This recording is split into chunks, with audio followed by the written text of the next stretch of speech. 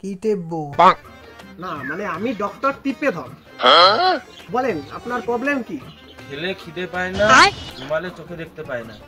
এ আবার কেমন রোগ? হ্যাঁ কথায় কি প্রবলেম আছে? এরকম কোনো রোগ হয় না। আপনি বসেন তো, বসেন এখানে বসেন। আর কি প্রবলেম আছে তাই বলেন, আর কি প্রবলেম আপনার?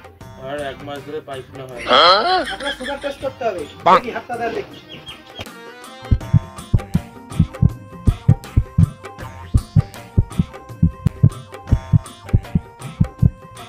এত সুগার নিয়ে আপনি বেঁচে আছেন কি করে? হ্যাঁ কেন স্যার বাংলা নিয়ে? আমি মাতাল তো, পায়খানায় পায়খানা এখনই বের করছি।